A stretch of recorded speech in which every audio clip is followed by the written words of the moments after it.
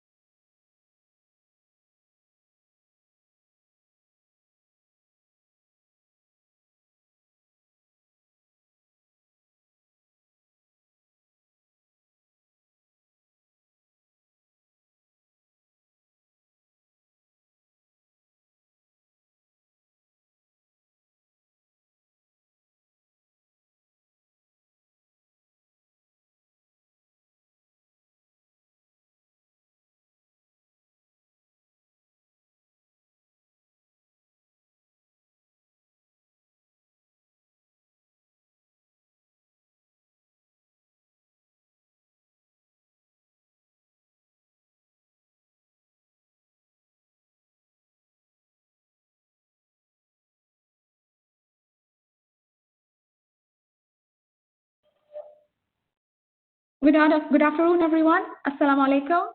Thank you for your time and joining us for the webinar, Digital Transformation in Higher Education. Firstly, we hope you and your families are all keeping well and in good health. My name is Sarah Shuja, and I'm the Marketing Manager at McGraw Hill based in Dubai. Now, before we begin, I'm going to pause and check if the audio connection is okay for everyone. So on your screens, on the right side, just below your name, you'll see the hand of an icon. It looks like a palm with fingers. Can you please click on the icon if you can hear me? Yes. Excellent. I don't see it. It's on the right side, just below your name. So it looks like a palm with hands. And it's more so for the attendees because they're all muted. Okay, great. I see a lot of hands going up. Super. Not mine. I don't see even my name. My name, I don't see it. Your name should be on the list. Nope, it's not. I see everybody's name except mine. You're very special then. Okay, now I went under participant so I can find my name. Okay, so now I can put, okay, I'm done. Okay, I'll just quickly go over the housekeeping slides so we can ensure a seamless and interactive webinar. Once you're into the WebEx meeting, please ensure you're connected to the audio. You can do this by calling in from your phone, or you can use the computer audio and you can connect with your device or PC. We recommend that you shut down any high networking bandwidth taking apps such as Netflix, YouTube, or any gaming platforms. This will affect the quality of the webinar. This session is being recorded, and we will be sharing the recording with you after the webinar. We have a Q&A in the end. A bit about the webinar information about the interface so you're able to interact. All the participants are on mute, but there are ways that you can interact and engage with the presenter. So firstly, there is the Q&A section on the right side, just below on the bottom. And you will be able to type any questions that you have for the presenter. If you want to ask any question, you can type it in the Q&A box. You can also use the chat box, which is for the interaction for the presenter. So if you want to interact with the presenter, you want to write anything, you just want to chat or a general comment, you can use the chat box. And lastly, there is the polling function, which is, if you look on the right side again, there's a small microphone icon. If you click on it, and you'll see a drop-down menu, and you'll be able to see yes, no, too fast. So it's just next to the raising hand. And I'm just going to check if someone's using it so we know we can get this started. Oh, great, I see a tick. Excellent. So the agenda for today is I'll just briefly go over. We're going to talk about Partnership for Success. We have a success story for digital transformation. We talk about panel 1, which is digital adaptive teaching and learning, a focus on student engagement. We dive into the Q&A, and then it's followed by panel 2 discussion, designing, proctoring, and analyzing online assessment, and Q&A. Now, without taking any more of your time, I'll hand over the floor to Mr. Lefteris, a regional director at McGraw Hill Education. Please bear with me while I just pass this on to him. If I can be heard, good morning. Ceris, if you can confirm that I'm not on mute anymore. Yes, Lefteris, we can hear you very clearly. Brilliant, thank you. This is one of the amazing things that technology can do. I can see 96 attendees, and perhaps we've increased from the last minute that I checked it, from across many countries. You know, this is an amazing opportunity. Unfortunately, we cannot meet physically. That would have been brilliant, especially as I can recognize a lot of names that I know and we've worked with in the past. It would have been brilliant, and I'm sure we're going to do it first opportunity that we get. As an introduction, I'm the regional director for the Middle East and Africa. I'm based in Dubai, but not right now. I'm far away, keeping my own lockdown like everybody else. And I hope everybody's keeping their sanity and staying safe within this very long confinement at home. Now, as a way of a very, very short introduction and series, if you can I move the slides forward? Yes, you should be able to move the slides forward, Robert. I cannot, can I? The left side, next page. All right, thank you. So McGraw Hill, as you probably already know, is not only your traditional content provider, developer. We evolved into a learning science company a few years back. As a learning science company, we understand that technology alone is not enough to improve learning. So what we do is that we combine the proven content and deep understanding of how students learn with our innovative technology. As part of our learning science mission, we aim at delivering engaged students and better outcomes. That's what we aspire at doing. Learning science helps us provide a personalized path for students through learning materials where we can track progress and identify areas of weakness to focus learning. As for faculty, we can provide quick and easy monitoring of student activity to deliver data insights that can change classroom instruction in real time. Oops, sorry. Now,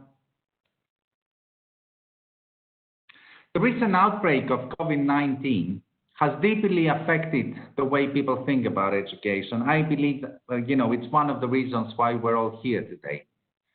We believe that most of these changes are here to stay, and we want to think that change has already happened rather than hope that things at some point will return to the previous normality. As an example, we do not believe that we will see lecture theaters of hundreds of students congregating ever again. Probably it's quite likely that the change to human behavior is deep and will probably stay permanently from this time on. So McGraw Hill is committed to supporting educational institutions at this critical time of change. What we do is we offer world-class higher education curriculum based on global best practice.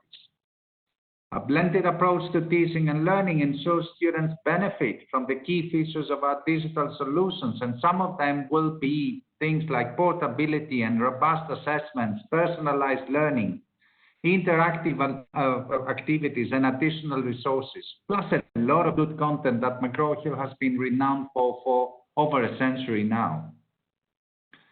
Leading platforms like Connect and Alex and SimNet are accessible to learners globally across various devices and are integrated with all major learning management systems.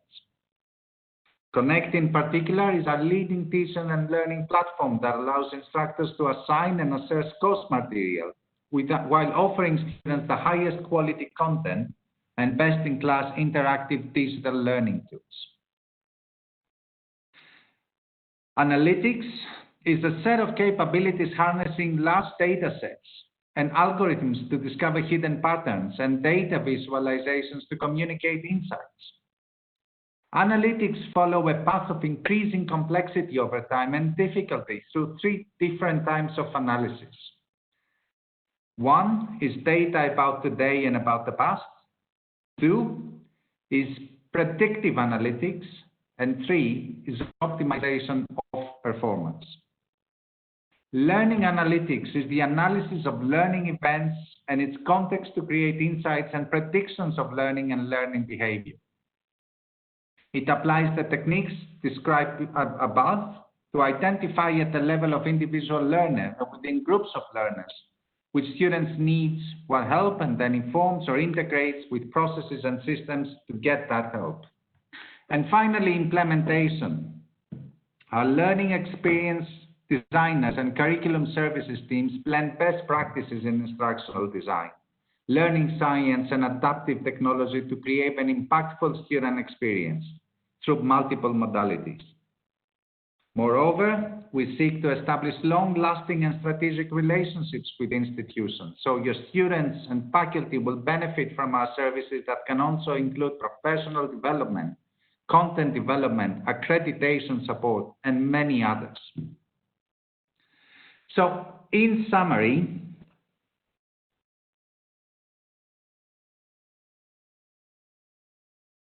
our learning science is based on four main learning science pillars: proven content and pedagogy, adaptive technology, data-driven learning, with paramount significance of small data, and an open tech ecosystems that stems from our belief that all technologies should integrate seamlessly.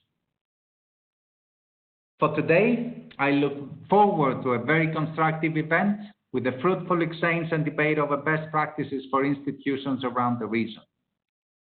Without further ado, I will introduce to everyone Dr. Hatem, who I've never personally met. So Dr. Hatem, it's my pleasure to digitally meet you today. Dr. Hatem is the Professor of Business Analytics and Dean of College of Business Administration at the University of Bahrain. Dr. Hatem, literally you're today's host for the event, and we are all very, very grateful for this opportunity. Thank you very much. Thank you. Thank you for organizing this event and for highlighting the benefits of McGraw Hill and the usage of McGraw Hill. I would like to thank all those who joined us in this webinar. The number now is 148, which is excellent, I think. I'm the Dean of the College of Business Administration at the University of Bahrain. The University of Bahrain is one of the largest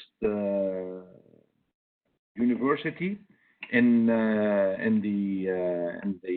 region, and one of the oldest university in Bahrain, the only public university for the time being. We have more than 2,000 staff at the University of Bahrain, and we have more than 60,000 alumni. 30,000 are from the College of Business, because the College of Business starts before the date we started the University of Bahrain. It was College of Arts and Humanities and Management, and then Polytechnic. Long story since 60s, the last century. The university is providing higher education services to a lot of, approximately 80% of the students in the Kingdom of Bahrain. The College of Business Administration is the largest college at the University of Bahrain. We have more than 5,500 students. 8% are in graduate and postgraduate studies. 20% of our students are international. We have also we are also accredited, ACSB accredited, and we are among the top 6% best business schools in the world, among other also colleges and universities and business schools here in the region. Maybe we are 14 in the MENA area. The college started in 2017, aligning itself to the university strategy, which is a digital transformation plan. Then in 2017, there was the announcement of the digital transformation plan by the university president. And the college started immediately with a new strategic plan that aligns to the 7 pillars of the university strategy. Then in 2018, we introduced a digital literacy standard or certificate in collaboration with Microsoft for all faculty members. And in 2019, we started using digital technology to enhance the learning experience of students and to enable what we call flexible learning, anywhere, anytime approach by adopting what we call flipping classrooms. Flipping classrooms, I think that coronavirus or this pandemic that came to the whole earth and we were forced to go into it, we were almost prepared. In 2020, we started an experience with McGraw Hill and other famous publishers in order to adopt, to digitalize our learning resources. We went through an approach of partnership rather than service provider. I would like to thank the team in McGraw Hill. I remember, well, there is a lot of names, but mainly Dan and all the other team for their efforts. They came to campus and they helped us mainly. And we started with a very large pilot experience of around 1,000 something students, 1,300 students. And it gives really good results. Later on, my colleague, Dr. Hassan, Dr. Noura, will highlight this. Digital transformation is about to move fast. And I think that coronavirus gives us the opportunity, there is an opportunity to move fast, to challenge the status quo, and to develop and scale new technology and operational mindset. I believe, and we all believe here in the College of Business Administration, that the critical piece is prepare for a cultural change. And the cultural change, we cannot address the cultural change without transformation and without accepting that you may probably fail and you accept failure. Then this change of people and of culture forced us to accept some fails, try to fast recover these and tolerate failure, and at the same time forced or not forced, engaged our staff in the use of new technology and a new way of doing things, like a new way of working, new technologies, and new softwares, etc. I think that I don't want to take a lot of time, and really I want to hear from the panel because there is really exciting topics for panel 1 and panel 2. Just to tell you what is next in our agenda. In our agenda for the College of Business Administration, and we may inspire other colleges who are attending this event also, we want to sustain this workforce and cultural shift. We don't want to go back. No way to go back because people and students, they get used to the new way of learning. This is one. The second thing is that we will try to create what we call a student-centering online learning environment.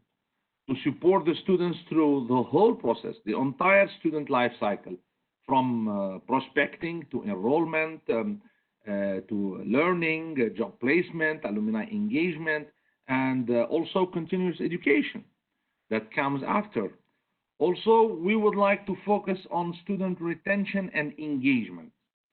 We want to retain our students and engage them by developing the capabilities of the system and incorporating analytics. We cannot make decisions without data. We would like to see data, and we would like to provide personalized and timely support for our students. And also, we are not going to reinvent the wheel. We are engaged to reuse the leading technology solutions rather than to develop our own. That's why we are really happy to go forward in this partnership with McGraw Hill. We are offering almost 200 courses. I'm happy to see that around 60% they are using McGraw Hill textbooks. I hope that there will be further development in Connect, more textbooks in the Connect platform.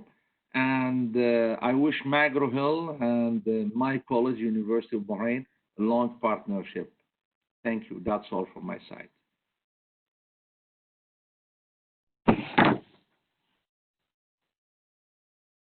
Are you hearing me? Thank you, Dr. Hatem. Thank you so much. Okay, thank you.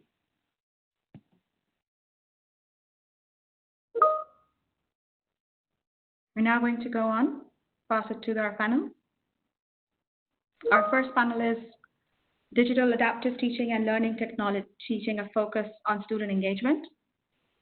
And I'm just going to pass this on to the moderator, which is Geeta Chandolia. Thank you, everybody. Thank you. Sorry, guys. I was having a little challenge in unmuting my phone, so all unmuted, and I hope everyone can hear me loud and clear. If you can't hear me, please let me know. But thank you very much for the welcome, Left Terrace, but also Dr. Hatem. Really lovely to see the future vision for University of Bahrain, and we're very thankful for the opportunity to host this wonderful session with all of you. So quick introduction, you haven't got a picture of me, so hopefully you can see me visually where you are. My name is Geeta Chandolia, and I'm the Marketing Director here at McGraw Hill Education. And I am based out of the London office, but support the Middle East region. And today I've got the great pleasure of hosting the first panel session, where we're going to hear from your peers talking around a very key topic area around student engagement, with a key focus around digital adaptive and teaching and learning. So I would like to introduce our wonderful panel. So first and foremost, I've got the pleasure of inviting Dr. Wafa from the British University of Egypt. Now, I'm not going to read through all the slides. You can see all the amazing things that Dr. Wafa has been doing, but you'll have the pleasure of hearing from her. We also have on the panel Dr. Hessa Al-Fadel from the University of Bahrain. Again, very impressive profile like Dr. Wafa, so welcome, Dr. Hessa. We then have Dr. Ahmed Amr from Khalifa University, who I have had the pleasure of getting to know personally through his work with McGraw Hill Education. And again, Dr. Ahmed has been teaching for several years, and it's a great pleasure of ours to have you here on behalf of McGraw Hill. And last but not least, on our panel session, or first panel session, is Dr. Noura Abdul Rahman from University of Bahrain as well. So thank you very much to this wonderful panel for joining us today. We're very, very lucky to have you, and I look forward to having this conversation with you.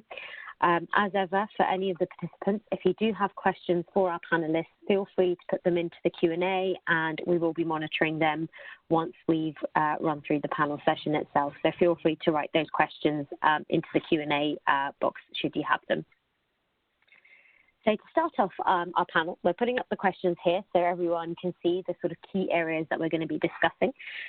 So for my first question, I'm going to put this to Dr. Wafa, which is to share with us on what adaptive learning technologies you've used on your course and how they've impacted your teaching. So over to you, Dr. Wafa. Yes. Can you hear me? Yes, loud and My clear. voice. Okay. My voice. Can I share my screen? I have a screen. Can I share it? That is a very good It's not question. allowed. Yes. Sarish, is Dr. Rafa able to share? Yeah, we'll do that shortly, Dr. Rafa. Just give us. Okay. I would like to join you. I would like to thank you for joining or allowing me to join this webinar. I'm problem. Wafa Salah, accounting associate professor in the British University in Egypt. Actually, we have. Yes, I can now share. And I know. Can you see the PowerPoint? Okay. Can you see the PowerPoint now? Is it clear? Yes, we can see it loud and clear. Yes. Yes, we can see it. it's clear now. Yes. Okay. We have a very nice and successful experience using the interactive system or the digital technology in the British University in Egypt. We started this journey in 2016 by the help of McGraw Hill, where McGraw Hill allowed us to start a pilot study for 2 modules, which one of them was my module. And actually, it was very successful, a pilot study. And I would like to thank Mr. Mohammed Shawi because all of the support he provided us, without his help and support, maybe the pilot study will not succeed because it needs support, a lot of support from the publishers.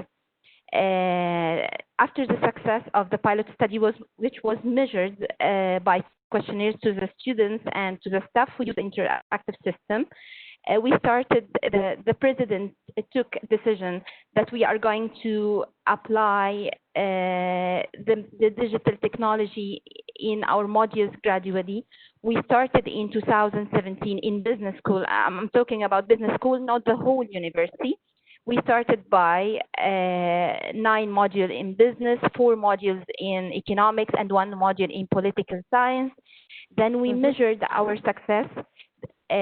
So we started to expand the modules till they reached in 2019 to 41 modules in business, 18 modules in economics, and 10 modules in political science.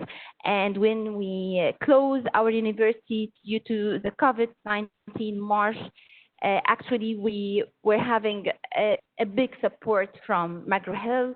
It provides us for any free accounts for any modules. So we decided to increase our interactive modules to 57 modules in business. What is the most is this technology was accepted and to make the digital transformation? No, we face problem. The most important challenge is how to change culture of the staff, how to make the staff accept moving from traditional method of teaching to digital technology without being afraid. We started having only 40% of our staff supporting the use of digital technology in teaching, and the rest was preferring to use the traditional method. 40% only was accepting the technology. And in 2019, we reached to 93% now is accepting that we cannot teach without this digital technology after realizing the importance of the technology and its effect on the students, and after a lot of training done by the publishers to the student, to the staff, and to the students themselves. We can find that the most important activities that the students can do using the digital technology is assignments. It's a platform where the students can perform their assignments, can read their books through a Learn Smart book. It's a smart book. It's not any traditional book. It's smart. It can detect the weak point of the students and the strength point, and start to ask the students different questions to remove the gap or the weak points the students cannot understand. The students like the e-books, watching videos through the interactive system, and of course other activities. When we apply the interactive system, we start to analyze the impact of the interactive system on our students. We start to make some statistical analysis. For example, I have some samples for different modules. For example, this module which is business math. We can find that before using the interactive system, it was 2016 and 2017. We can find that the failure rate was 39% and 36%, and the A grade was 14% and 11%. After using the interactive system, we find that the failure rate decreased to 20%, and the A grade increased to 30%. Of course, not 30% of the students is A students. However, the interactive system, or using technology in teaching, using Connect in teaching, McGraw Hill Connect in teaching as a sample of the publishers that we have, affects the learning quality for the students. So when giving them traditional method exams, which is exams based on traditional method teaching, actually we find 30% A, which means that we need to adjust the quality of our exam to reflect the new qualities that the students have. This is descriptive. If we make it as inferential, we apply the independent sample t-test. We find that the average mark of the students increased 9.41547 marks after using the interactive system. So, and this is statistically significant. Okay, we can find that this is statistically significant, which means that the using technology or digital technology in teaching has affected the performance of the students statistically significant, has statistical significant effect. Okay. Again, we start to investigate module like accounting fundamental. Before the interactive system, again, we have 41% failure, 39% failure. After the interactive system, we have 17% failure only, and the A grades increased from 7 to 25%. And we find that the average mark of the student increased by 8 marks, and again, it's statistically significant. For the English, but we have opposite experience. They were using the interactive system and they stopped using the interactive system after that. So we find that after stopping using the digital technology in teaching, because the one who was managing the system has left our university. This is one of the drawbacks, that we understand that all the staff should be well trained in using the technology and not depending on only one or two instructors. We find that the F increased by 15%, which is the opposite, and the A decreased from 9% to 3%, and we find that the average mark again of the students decreased and was statistically significant, decreased by 8 marks. In general, because I know that my time is limited, using the technology in teaching is we find that it affects the student performance significantly, and we have good feedback from our students, and even the module leaders who were resisting before the technology. They start to feel that it's important after looking to the moderation and finding a lot of modules that has been affected and their marks have been affected and improved due to using the system. What was important also was in the closure of our university, because we were not having any link with our students. Suddenly, we have no students in our university. We were very confused how we can link our students to the university again. Yes, we use the records and we publish the records to them, but no response. When looking to the statistics of the records, they are not watching anything. They are not responding to us. We are sending an email while they are at home and nothing. We were confused. How can we return our students to the learning path, their learning path during their stay at home? Actually, the digital technology help us a lot, because we were able to carry several online exams. And when the student has find himself has marks or graded exams, they start to study, they start to watch the lectures. So actually we use this digital technology. We use McGraw Hill Connect for carrying online exams for our students, and for engaging them again to the system of university. I would like to thank you so much for letting me giving this short presentation. And if you have any questions. Thank you very much, Dr. Wafa. I've got a very quick question for you, which has come in from one of our participants. They were asking about the results that you presented. Were those final results, or were they the course? So were they Yes, final they exam were results? the final. Yes, they were the final results. Yes, the final results were. And we have not only these modules, we have a lot of modules, but I presented just a sample for the short panel. Yeah, absolutely. Yeah, thank you so much, and thank you for the preparation. Really great to see the impact that your school has had of using technology, but also seeing, I have to say, like the results of it not being used as well. So no, thank you for that. It's been really, really helpful to see. And on to our next question that we've got. So we're now going to move to Dr. Hessa. Obviously, the rest of the panelists, feel free to also chime in and ask questions. So from your experience at University of Bahrain and your use of technology, what's been the feedback from your faculty and students? And then how has it compared to traditional teaching methods? Because you will have just heard from Dr. Wafa about how much they've had to change and adapt. So what has that meant for you?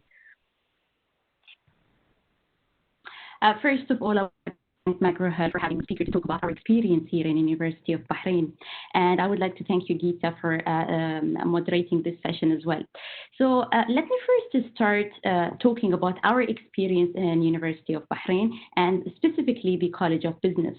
My course have been chosen, me and my colleague, Dr. Noura, to be the pilot courses for using a digital book. So I would like to give the story. I'm going to say the storytelling in 3 phases. So I'm going to start with the pre-COVID-19 phase, where we first decided, or we designed our outline to embed those kind of digital books. And when we created, or when designing the outline, we already allocated 30% of the assessment as an online assessment. We usually do the online assessment before, but we only allocate 10%. But this semester we try to utilize the resources of the digital books. So that's why we assign 30% for the online assessment. At the beginning, at the beginning of the course, when we distributed the outline and we were discussing with the student that this semester we're going to use the digital book, we have the students were shocked, and they were like unprepared. They start to resist, to be honest, at the beginning, because they keep like texting me, emailing me, and in the Microsoft Teams that, is it important to buy the book? Why we have to buy the book? And I've been telling them, and Dan and Shahid as well, they visit our classes and they just give them a quick tutorial on how to use the book and what are the features inside the book. Still, we have the resistance. But during the COVID-19 and period, and after the full closure of the campus, students start to realize the importance of digital learning, or the digital book as well. Because as you know, those digital books that provided by McGraw Hill with the Connect platform, it really gives the students, a wide range of resources, like PowerPoint slides, the Smart Book. The Smart Book itself, it's one of the interactive, I would say, feature that the student will be benefiting from it, especially in this period, the e-learning, e-learning or digital learning period. So they tried to, I think they started to discover the feature, and they started to digest I know what's the main importance of this digital book, and we started to implement it so far. But when I'm going to talk about even the transition from in our college from the traditional to the online to the digital learning or online learning, it was very smooth for our college. Given the fact that in our college, in business college, we are, I would say that our faculty are very heavy and they're very well prepared for that, because most of the courses here that we offer in our college, they use some of the online assessment in their courses. Of course, not fully online, but they've been using some of the online assessments as well. So the transition, and they're all aware of how using the LMS, like Blackboard, for example, McGraw Hill or Connect platform. So the transition was easy, and to be honest, that without the dedicated faculty member and how they started to prepare the material to do this quick transition was amazing. And this, experience will not be success without even the student effort. So the students were very adaptive and responsive, especially during the COVID-19. Basically, when I'm going to talk about the feedback that we get from the experience of the e-learning, in college level, we run several of free surveys. So we focus on getting the feedback from the faculty member and the students on a college level. So, and also on a university level, they've also sent a survey for also the teaching faculty members and students about the e-learning experience. And as well, there is also an external quality assurance authority also. They run different surveys. So all of the results at the end ended up that it was a very positive feedback. The student was at the beginning, of course, that because this is transition, everyone will struggle at the beginning, especially the 2 weeks of the to get to used to the system. But at the end, I would say this is a very positive way. So what we learned from this crisis, I think we should not get wasted, should not be get wasted at the end. So the moral of the story, or the moral of this whole scenario that happened this semester, should be taken into as a roadmap for our future of the education. So if I'm going to compare the digital learning with the traditional learning, I would say that we cannot omit the face-to-face learning. It is important, especially for some courses. And we cannot 100%, I would say, rely on the online teaching. We need to interact sometimes face-to-face. So what I think is the optimal solution here is to have this blended learning, I would say, approach, where, as Dr. Hatem mentioned, that our plan for 2020, for the academic year, which is 2021, to apply the flipping classroom. So we wanted to basically, Dr. Hatem, I don't know if he mentioned that in the beginning because I can't remember what he said already, but he mentioned that we already prepared in this semester. It was like a trial session to us. All of the faculty members, they prepared their online, like screencasted PowerPoint slides, all of the material was online, all of the assessment was online. So I think we are ready for this transition. So what will be happening basically next semester, and this is what I think all of the universities now, this should be the strategy, blended learning. This is the future, I would say, for the higher education. So we can blend, for example, the students will be seeing the lectures at home, and they're going to do the more like interactive assignment, practice question, face-to-face with the instructor. This will engage the students more with the instructor, and also the students will engage with their peers. So I think this is very a student-oriented approach. So the advantage of the flipping classroom, it will give the students the ownership of the material or the course, plus the students will be more like active learner than passive learning as we know them and the traditional, teaching. The students just sitting and just listening to the lecture without any interaction, or even if there is some discussion, it's just limited to a time. But now they have a free time to discuss about the material, to have more like critical thinking. And I think with the partnership with McGraw Hill and using those digital books will help a lot to succeed in our future project. So far, I don't have Dr. Wafa, mashallah, she presented a full statistical report about the final outcomes. Still, we did not, have the final grade for the students, but I can say from my experience that the students' grade is a bit good. It's getting well. I can see the performance is good so far. Maybe because they started to get things seriously now. They're a bit, at the beginning, they were shaky. They don't know what to decide and how to study. But now, with all resources available and with us interacting with them anytime, and they just can pop a message into Microsoft Teams or like in the Blackboard, the discussion board, that make things more easier and more. So that I can see that the performance overall was great. Yeah. Fabulous. Thank you very much, Dr. Hessa, for walking through your experiences at University of Bahrain, and great to hear the feedback that you've had with faculty, but also the experience and feedback that you're getting from students, but also that, you know, the digital learning part is here to stay for you guys, and it's great to hear that you've had a really positive experience. You've had lots of questions coming in for you and Dr. Wafa from our lovely attendees. So I have got one question which I wanted to ask you directly around, and it was from Faiza Amir. So thank you, Faiza, for your question. What was the most effective assessment method that you've used online so far? What's been the most effective? Well, to be honest, all of the assessment that we started to prepare here is based on the assessment that should be in line with the quality assurance, also guidelines that was prepared in this precautionary period. So in my case, in my course, I started to use three different tools of assessment, like, for example, quizzes, case studies, and as well the assignment. And since I'm using the digital book, I'm going to talk about also this thing in the second Yes, I'm not going to say everything, but I've used three different assessments to assess the students. Yes, and there's definitely more questions on assessment. So I think a couple of you have asked questions around online assessment and security. So we will actually cover that in the second section, because that's all about online assessment and security. Thank you, Dr. Hessa. Really good set of questions, and I'm sure there's going to be more questions as we get to the Q&A. Thank you. And on to our next panelist, Dr. Ahmed. A question for you is around your experience. So how have you used data and analytics to drive teaching and learning through your extensive teaching experience? Hello, everybody. Thank you, Peter, and thank you, everybody. So can I share my screen? Is there the way I can share it? We can organize for it to be shared. If you give us a second. Okay.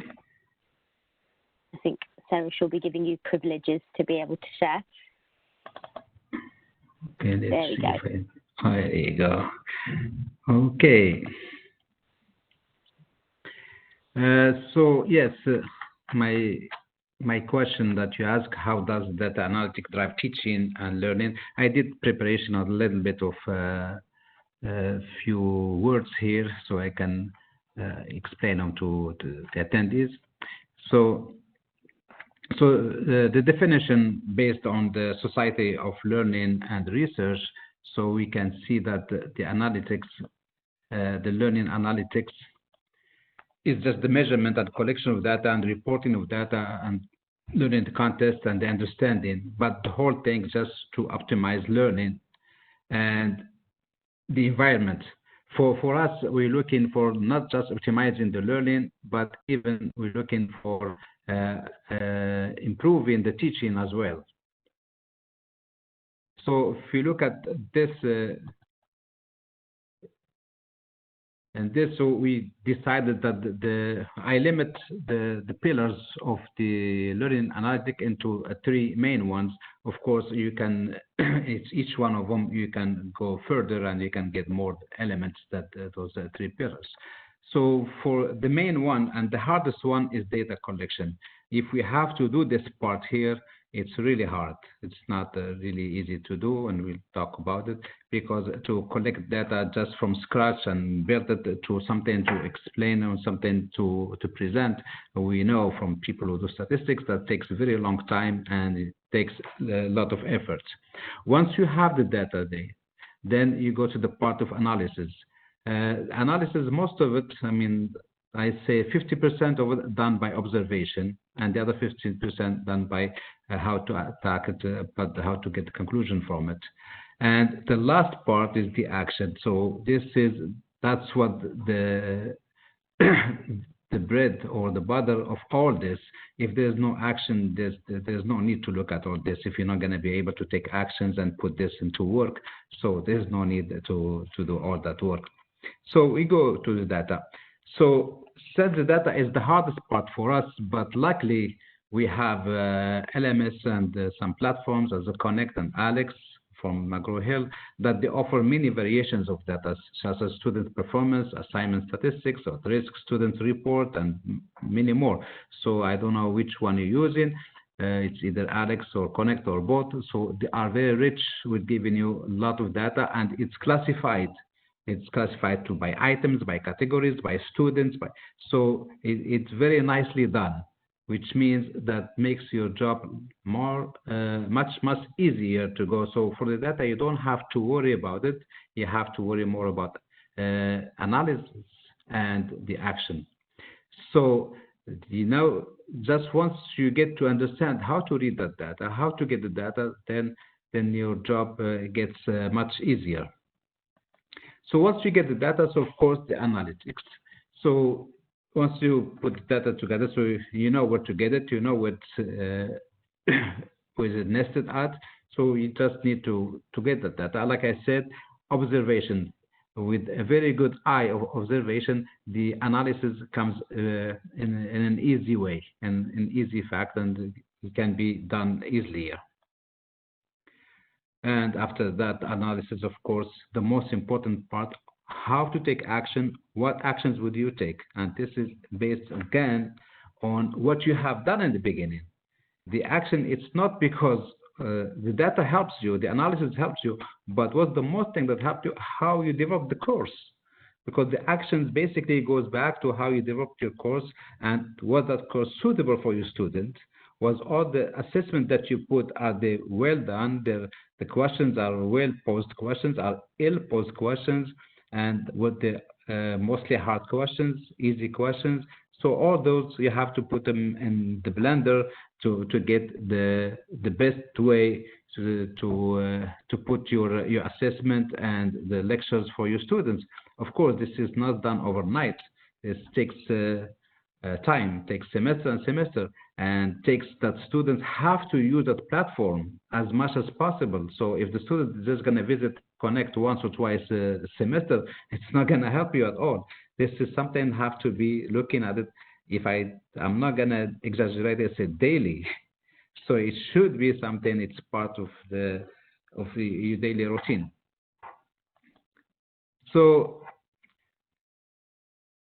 like I said, so if your actions are not comprehensive and they don't affect the changes, therefore we're not doing anything. So the actions have to be taken, and they have to make sure that to go more to a teaching, because if teaching is not improved, the learning is not going to be enhanced. So your way, how you put your teaching has been changed. It's not to sit in front of students. Teaching now, as everybody has spoken this, it can be remotely, it can be wireless, it can by wireless, it can be from anywhere. So the presence of the teacher and the student in the same classroom, it's not a must anymore. But the teacher is a must.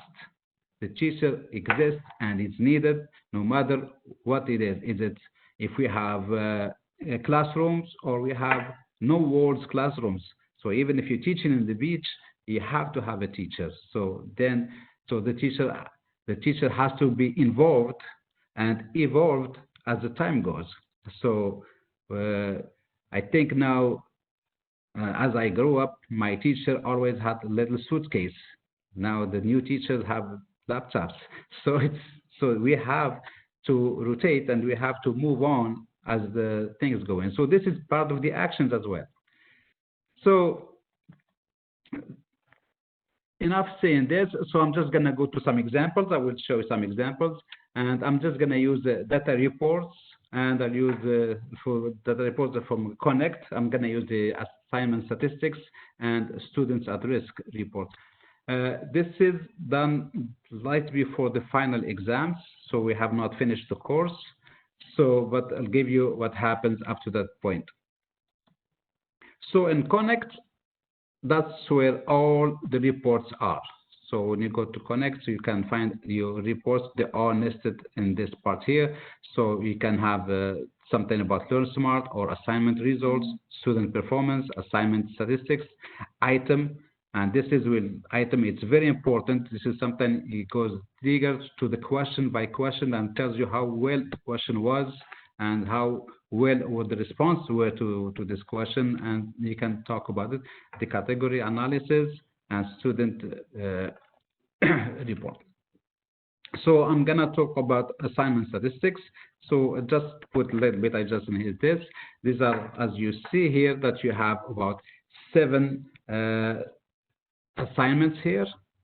And you can see the mean score, the highest score is 100, the lowest score is 0, the student number, and times up submitted. All those assignments, it's basically for students to practice. That's so this assignment, and they're open unlimited attempts. They can attempt it until they get 100. So they attempt. So we gave them this so they can attempt more, so they can practice more. And of course, a number of students you see in the beginning 102. Then you jump to 315, then back down to 106. So this is a mystery around here for those numbers. So that's what something can go. Lowest score is 0 because the students did not take it. So that means that's 0. But we can go, you can click on those, but here you can't. But in Connect, you can click and it gives you the name of the students and everybody's what they did. So 102 is the beginning, and usually I put the assignment in the beginning right away in the first day. So students have not got Connect codes. Students have planning moving from section to section. So if I don't do this on the beginning, I don't want students to think we have some rest area. So in the first day, assignment starts. So that's why we didn't have that many students. And here at the end, those numbers, because those two, and even the first one, I did not allocate any points to them. So these are basically optional. So the first one and the last two are optional. And you can tell the ones that students get some meat, all of them do it. So when you give them optionals, they don't do it. So that I did this semester just to know who is interested in doing problems, who is looking for marks. And you can see that students are driven by marks more than anything else. So therefore, for the next semester, so I won't give anything optional. So I have to put some marks in it, so make students practice more. Another thing, so our students are 315. This is for Calculus 2. So we have 315 students, then dropped out to 302. So basically, we lost some students here. So as you can see, we lost about 4% of the students. That the student that they dropped from the course for some reasons. And we kept more than 95% of the students. So that tells you that this is helping students to stay focused, because I think without the LMS, the drop date, it's more than that. So it's about 15% usually, and sometimes it gets to 22% from my experience. And you can see times submitted, so 380 versus this, so people can, they did know well in the first attempt, or they can do more and more and more. So it gives them, it helps them to understand the platform, it helps them to understand the nature of the questions, and helps them to understand the lesson. So this is just an example of this. So of course, your analytics will be different, your analysis will be different from one person to another person according to the question and according to assessment. So I want to just talk vaguely about assessment without looking into the examples or the questions in that part. So my next report, it's the report about students at risk. And you see I have students at risk from 30. This is by sections, because my students are divided by sections, even though they take in the same thing, but they are divided by section. That section has 30 students, 7 of them, they are which is 20%, the scores are less than 60%. And 19, they're not, they're basically, they are D and a little bit in the middle of C. And high C to A, so they're only 13%.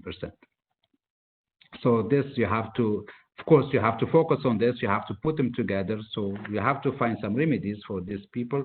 You can group them together, give them some more work, give them some more incentives, give them something to do. So this is the actions that you will take. And the 63%, maybe you need to put some less harder question here to make sure that they understand the basics before you give them something hard to work with. And again, don't forget those you don't want them to be bored. You always have to have some challenging questions for those 13% to keep focus. If not, if everything, if you lower the level a little bit, so you lose that 13%. So you have to make sure working with all of them in the same platform. Of course, you have ways to connect with them by messages to all your students, and you can, like I said, you can group those people and give them something on their hand to work on it. And the other ones, you can give them some other topics that they work about, they're not as hard. And the 13%, which is the good ones, you can give them more the challenging problems. So, of course, the learning analytics, it's one of those e-learning that we are doing here. And if it is applied, yeah, it will enhance the learning and it will measure the effectiveness of our teaching. So it is something that works for both of us. It works for the students to learn better, to learn more, and to be independent learning, and to make us, even the teachers, being using the technology to deliver in such a nice way and such a way that be remote. And I think I will stop here for the given time. Thank you very much, Dr. Ahmed. Very nice to sort of see your perspective around learner analytics, which is a huge question, and also your advice around that continuous learning, which I think is really, really important. As you said, not just, twice a year. It's sort of something that they need to do on an ongoing basis, which I'm sure many academics here relate to. And we've had lots and lots of questions. Thank you, everyone, for all the engagement. And so I thought I'd share one question with you to keep us going. So we had a question from Zororo. I hope I pronounced that okay. And it's, how do you develop the course material and the course assessments to suit your particular course? How do you go about doing that? Very good question. So, of course, the Connect is very rich platform. It has videos, it has PowerPoint, it has everything, so they can help you to develop your course. So you don't need to develop from scratch. Everything is there for you. Even for assessment, you have a test bank. So you can use, and you can add your own questions, which is I do most of the time. I add some questions of mine that because the personality of your courses or of your students differ from one section to another section. So sometimes you have to ask questions depending on what you're saying. I do my own videos. Connect has Integrity, so it's a very good thing there. So Integrity, it's a way to record your own videos and put it for students to watch it. So I do my own videos for my students. I can interact with my students with this. So my students have this say in the course. Yeah, when we interact on the board. An online board and stuff like this, so they can tell me what they want to see more and what they want to work on more. So this I can derive for the questions and even the lessons derived by the need. Of course, we are bounded by a syllabus, but does not mean that we cannot curve our information to be curved along to make sure that we enclosed all our students in it. Thank you very much. Thank you for a very well answered question, Dr. Ahmed. I hope that answered your question, Zororo, but feel free to ask any others that you might have. So thank you, Dr. Ahmed. We are now going to move on to Dr. Noura for the last question. I realize we're running a little bit behind on time, but this is a really good discussion and sharing opportunity. And so, Dr. Noura, thank you for joining us and for your patience. So in terms of the last question, what has been your experience? So you've been using McGraw Hill Connect on your accounting course as well. So I just wanted you to be able to share with us what your experience has been of using it on your course. So over to you. First of all, thanks to McGraw Hill for organizing this webinar, and thank you, Gita, for moderating these discussions. Actually, I try to brief my experience. Here in the College of Business Administration at UOB, as Dr. Hatem and Dr. Hassa just mentioned, the initiative to transform and to shift from physical textbook to digital learning and teaching materials was taken already before this COVID-19 situation. Actually, just ago, before the beginning of this semester, and with the help of McGraw Hill, organized and prepared all the course materials, had them in connect form on our course outline and based on the learning objectives that we are trying to cover. Later, we have the section connect paired with our Blackboard account. So that made it easy actually for instructors and for students to have access to connect materials just by accessing their Blackboard accounts. So simply the Blackboard will take them to connect the platform, and there the materials is there ready for them. Actually, Connect provided us with a comprehensive platform with all the materials and assignments necessary to ensure effective delivery of the course material. The main concern was about student engagement, as this was the main discussion of my colleagues. When physical traditional textbooks were used, students were depending solely on supplementary materials, basically the PowerPoint slides, and they were not making the best use of the textbook. Actually, many of the students never had a look at the textbook. Now, with the Connect platform and with all available resources to students, that made students prepared well for classes even before lectures. This is basically through the mini cycles of questions assigned to students in their accounts by reading specific textbooks. These mini cycles actually focus the time and attention of the students on most impactful concepts students need to understand, so they focus on knowledge gaps.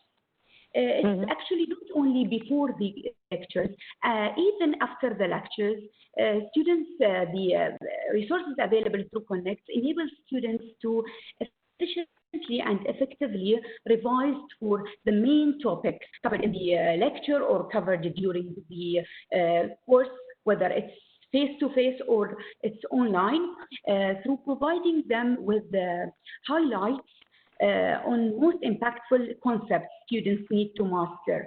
Actually, these highlights will continuously change as students engage more with the textbook, because these highlights will change, reflecting what students have already learned and what students still need to master and still need to understand. Now, this is from student side. From the instructor side, Connect provided a comprehensive platform of materials of effort and time saving, providing different, starting, let's say, from the instructor manual, instructor videos, and of course, PowerPoint slides, PowerPoint presentation, to the different assignments and assessment tools available to the instructors to choose from. I'll not go over in details over these assessments and assignment tools. I'll cover these in the next session. Perfect. Thank you very much, Dr. Noura. And a question for you that's come in the chat is, do you go about adapting, so the PowerPoint slides and all that material that you get from us as a company, do you adapt that for your students, or do you use them as is? No, we need to make some personalized, or let's say customized presentations based on our students' understanding, based on their preparation, because if I notice that students are not very well prepared for classes, so I need to put some introductions to specific topics just to familiarize the students with that topic. Thank you. I knew the answer to that question before I asked it, but I thought I'd ask because we did have that question in the chat from one of our participants. Thank you, Hassan Tubat. So that was a question from them. But yeah, glad to have that answered, and also really great to hear your experience with Connect for Accounting, and hopefully long may that continue with us.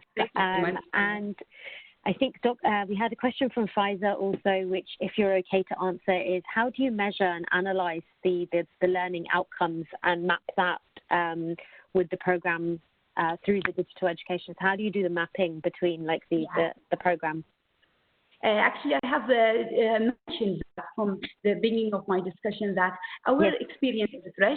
We just started that mid of February, and the semester inshallah will end beginning of June.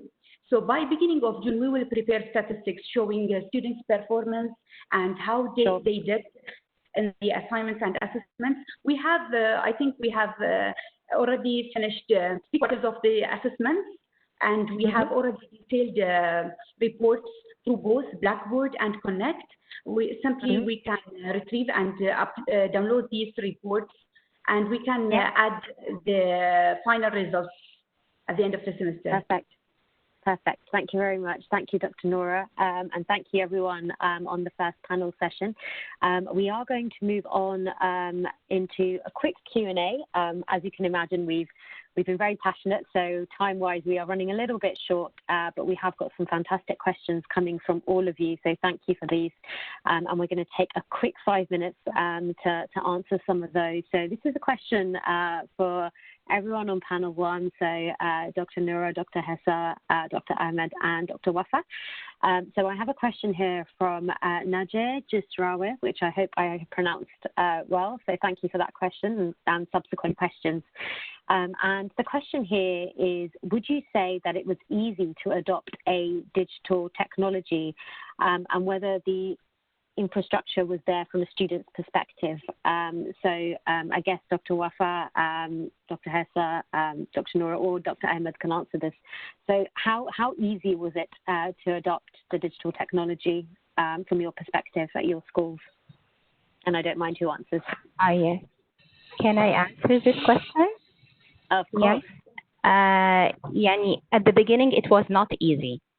It was not easy at all without the support of the publisher himself. Because in order for your staff to accept leaving the hard book or leaving the traditional method of teaching, it was very, very resistant. Yani, I met in my faculty a lot of resistance. However, by a lot of training, every year's training, continuous support from the publisher, continuous support from the interactive system coordinator. We have a position called interactive system coordinator, which is me, the one who is responsible for this. So any module leader has a question, can find the answer and help. So this can make the process is much easier. At the beginning, when you start to make this transition, the modules that will succeed actually is not the modules for the module leaders who are resisting the change. It will be for the module leaders who likes the technology. This is at the beginning. Because of the success of these module leaders, and we start to talk about the results, and we start to make extra training, we start to attract more module leaders to start to see the benefits. So it's time. It's time and training. It's time and training. And the crisis, because the crisis of the COVID-19 made stress on the module leaders and the TAs to use the technology. This is for the module leaders. And the most important thing is the support of the top management. If the president and the dean and the vice dean is not supporting the technology, it will not succeed, because their support, their continuous messages. For example, the president said for all of the module leaders and the deans that we are in a competition. If we are not going to make difference in our teaching from other universities, why the student is going to come and for your university? So it's a competition too. For the students is following what you are following. If you are putting assignments, making grades on the assignments, he would work. If you are not doing this, he will ignore the technology too.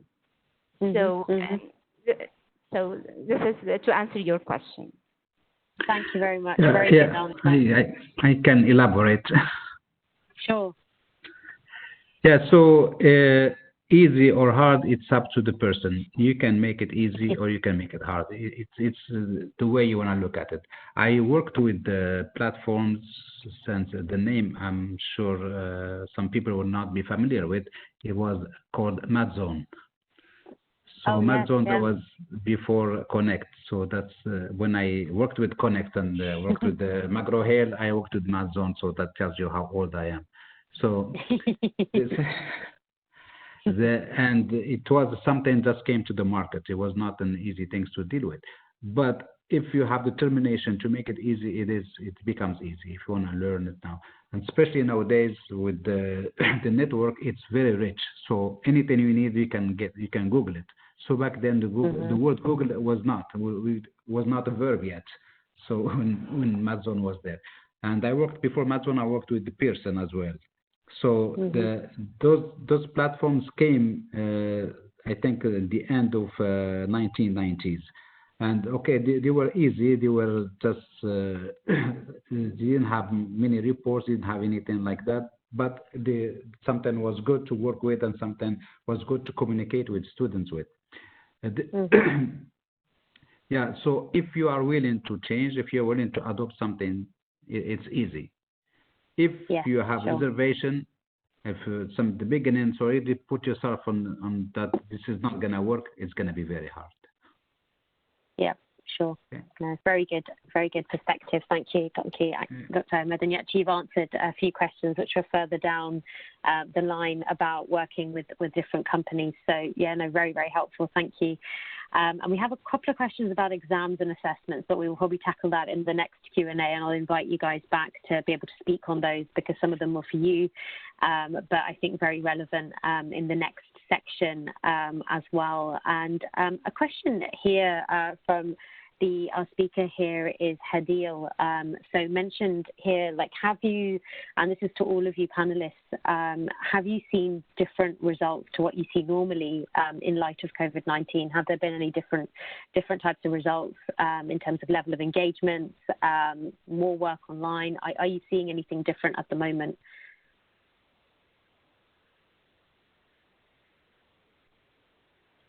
Well, let me answer this question, Geeta. Sure, absolutely fine. Thank you. I guess there is a difference. I mean, of course, I mean, we thought that the transition from the traditional teaching to the online teaching will make our lives easier as instructors, but it seems that it consumes half of our time to prepare for the lecture. But as I said earlier, now we are consuming our time to prepare all of the material, but later on we'll be using it for next semester, which will be easy. So yes, we're struggling. I don't know about the students, but the students are a bit like more like the comfortable. The online teaching is very convenient to them. It's just matter of opening their laptop and then listening to the lecture. I think the burden is lightened to the student side, but for us, it's too much work. Yes, we can see the differences. I mean, it's different than the traditional teaching, but as I said, the overall experience, it is a good experience, and we're going to take out of this crisis and use it for future.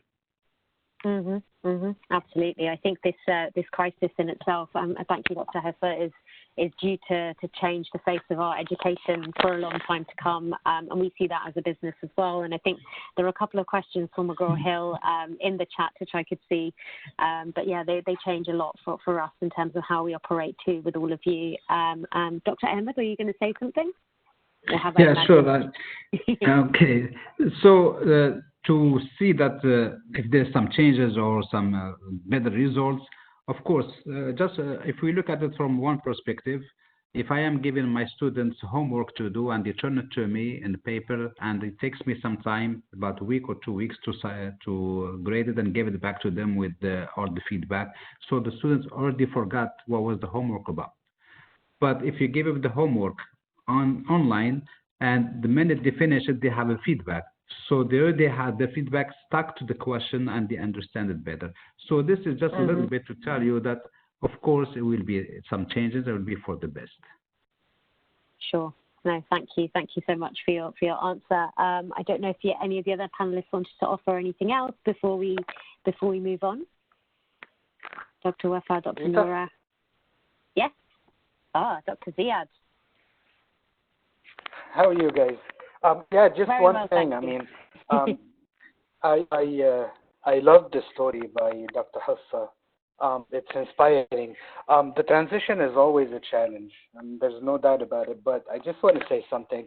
If we want to take this transition as an opportunity to emulate what we used to do in the face-to-face classroom, of course, that's going to be a lot of work to us. Of course, we're going to be overburdened.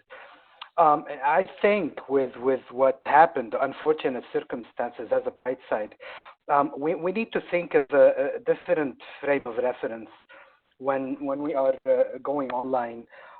We cannot emulate our experience, which is the face-to-face or the traditional one, meaning that, you know, granted there has to be videos that the students can't look at to understand some concepts, but also it's about collaboration, even in online.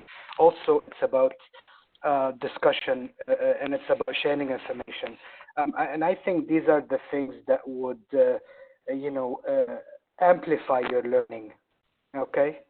Instead of just, you know, taking back what you used to do in the classroom and then translate that online. Thank you. Thank you very much, Ziad. And actually, everyone, Ziad will be covering us. It's a nice segue to the next panel session, which we'll be handing over to shortly. And again, I just wanted to say thank you very much for all your questions. Some really great questions in here. We probably won't be able to answer every single one of them. So the plan is that where we can't answer them, we'll have our panelists review them, and we'll circulate as follow-up for you, because there's lots of really good questions here.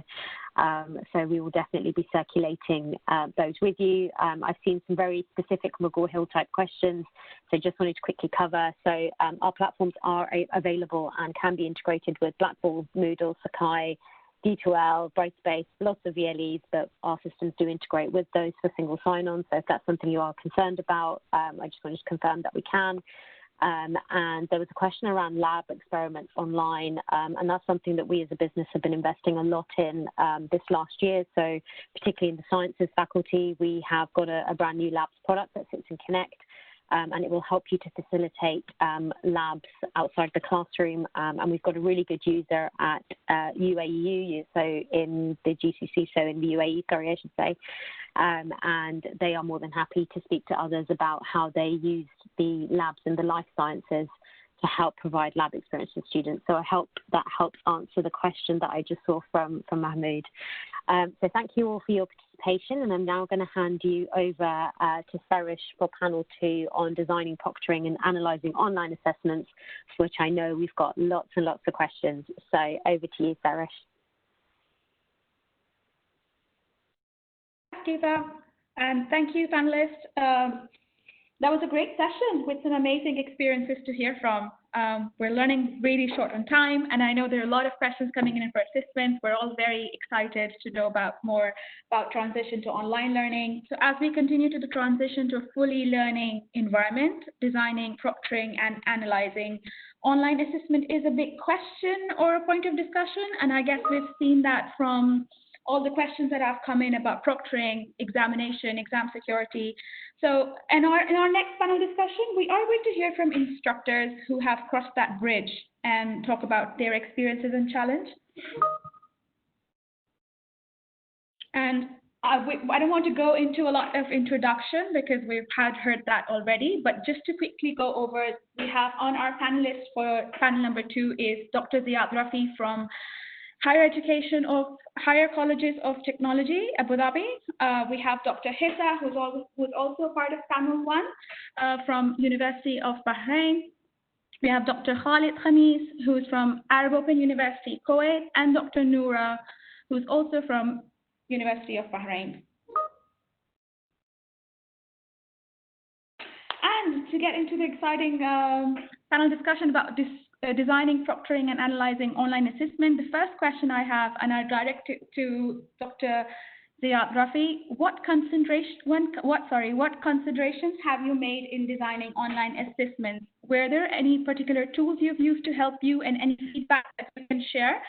I think this question will cover a lot of questions that have come in the Q&A box about how has online assessment worked, how has proctoring worked, and is online assessment better or than the traditional one? So I think this is going to answer a lot of questions that have come in the Q&A session. Over to you, Dr. Ziad.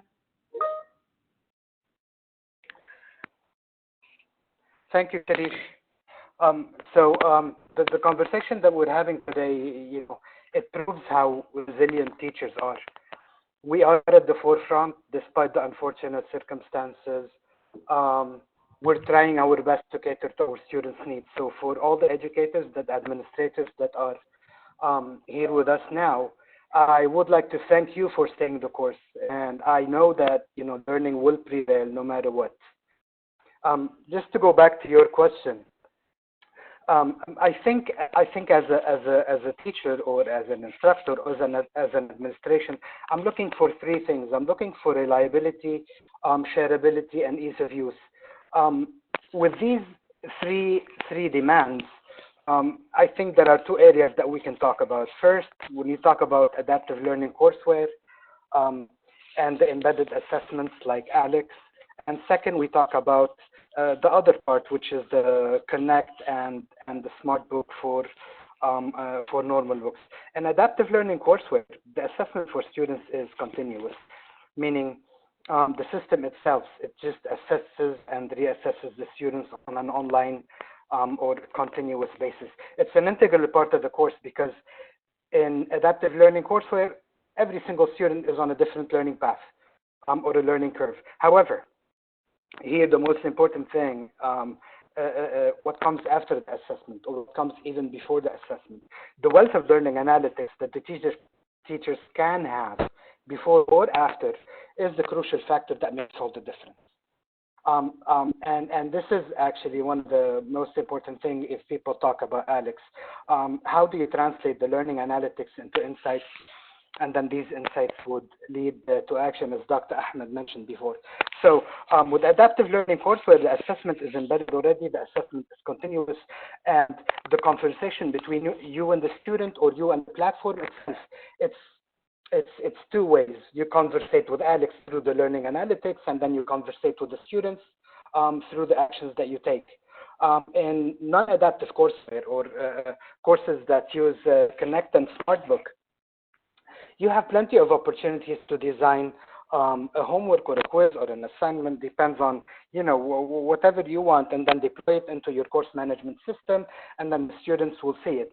But again, we're also looking for reliability, shareability, and ease of use. I mean, Dr. Hassa mentioned before, we guys are overwhelmed. We don't have a lot of time. We're running on a fast lane. So just to give an example, I like SmartBook because I've been involved heavily in the design of a SmartBook for our math calculus series. What's so nice about it, what I like about it, is that this platform is designed in a way to address questions that are related to understanding, and not the usual drilling. Drilling and exercises. So here the students are presented with a text. The students are supposed to read the text, but the students are also provided with exercises. These exercises, they're not solutions as we usually do in math, solve this or do that. It's about how do you think about this? What kind of techniques do you use? What kind of things do you understand? So for me, this particular tool, and as you said, Sharish, these are tools that we need to use on and off when we're dealing whether offline or face-to-face. But this particular tool, for me, when we went online, it was great because now I can assign the Smart Book or the Learn Smart as a pre-classroom activity. So the students, they come to my classroom supposedly at a certain minimum. They've read the text, they've answered the questions, I know the confidence levels, and then I can start on from here. So the tools are plenty. It depends on what you want out of them. And it makes the distinction between a technology-driven approach and an education-driven approach. And I think we're going to have some time to talk about this later. Thank you, Dr. Ziyad. It's really interesting to hear about the analytics, learning analytics. And I also like about the fact when you mentioned SmartBook, how it tackles the questions related to the understanding rather than, just having knowledge questions direct at. And you can assign them beforehand. So the students are more prepared when they come to class, and you can spend more time into high-level content rather than explaining the basic concepts. Thank you so much. We have questions, and so I will just quickly take a question for Dr. Ziyad, because there has been a lot on online assessment, and we just want to make sure we're covering everything as we go along. But there's so many, so let's just quickly go over one of the questions, and then we can obviously cover them up in the Q&A session in the end. So that should be fine. I just wanted to check with you, Dr. Ziyad, how has this impact like with online learning? How was your experience with online? How did you guarantee the integrity and eliminate cheating? Because cheating has come up a lot. A lot of our participants want to know, how did you eliminate the cheating aspect for assessments that are online? Because that can happen in the background. Yeah, well, that's an easy question, Shadish. I didn't eliminate anything. What used to happen before simply happened after. And I think when we transferred online, we didn't anticipate that the transfer is going to be that abrupt. And I think many educational institutions and many teachers were not fully aware of the implications of such a transfer. So when I've heard this question a lot, and I've asked this question a lot. When we talk about exams, the first thing that comes on your mind is cheating. Well, this is not actually right. An assessment is an assessment for learning, far and foremost. I mean, that's the most important thing. I do not design the assessment for students not to cheat. I design the assessment for students to learn, to understand from my students how much they learned as well. I know it's a big factor, but the technology here can play a role in lessening the effect of cheating, but it's not going to eliminate it. There is one very important thing from many years of experience with digital courseware. If you're planning to use the digital courseware to emulate a traditional classroom experience, then that's not going to help you a lot. That's one. If you're going to tackle assessment and to prevent cheating in the first place, that's not going to work. You need to know when to stop. You need to know how controllable these issues are. And also, with digital technologies, you need to know or you need to be prepared to lose control. At the colleges, we're using Respondus Lockdown with Monitor. McGraw Hill now has their own version of Respondus with Monitor. This will, lessen the effect of cheating, but it's not going to eliminate it.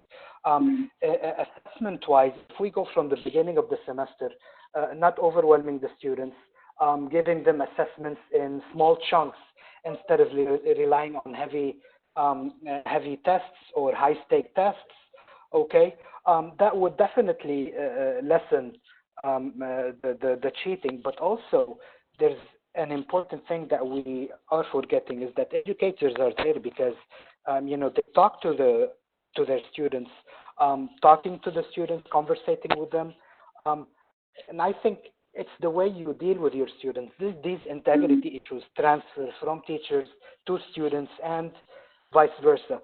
So assessments, small chunks, week by week, different kind of resources, connect assessments, learn smart assessments, your quizzes, all this will culminate to the end to give you an idea about the students. And I don't think every single student is going to cheat in every single assessment. I mean, otherwise, you can't control it. You just have to accept the fact that there are things when you go online that you cannot control. Very well said. Very well said. Thank you. That's really helpful. We'll move on to our next question, which I will direct to Dr. Noura. Dr. Noura, we know there's not been an introduction to online assessment that has impacted your course, and we'd like to hear from you. How has online assessment impacted your courses? Thank you again for giving me the chance to answer this question. Actually, before I introduce to you how the online assessment affected grading in our course, let me just briefly summarize to you what has been the case before introducing online assessments. Actually, here in the University of Bahrain, we started having online assignments maybe 7-8 years ago, but these were given only small weight out of the total grade. It was only 10%, and these assessments were conducted basically through Blackboard. It takes time from instructors to prepare such questions, to prepare such assessments. Now, with the introduction of digital learning and with the use of Connect, plus the COVID-19 situation, now 60% of our course will go to online assessment, different online assessments. 60%, so it's more than half of the weight of the course is for online assessments. We've been using different tools from assignments that students can do as homework to quizzes, online quizzes, and to some online case studies, all conducted through Connect platform. Actually, Connect provides a very comprehensive platform with a variety of questions, a variety of tools where we can add our own questions, we can edit existing questions, whether in test bank, different format of questions, and what is interesting is also the algorithmic questions, where there are many versions of the same questions, so it's very low in probability that students will get the same question. That maybe minimize what we've been discussing about cheating cases. So when students have different versions, it is very difficult for them to copy same answers. And that, of course, saved our time and effort grading, as all of the assessments are automatically graded through Connect platform.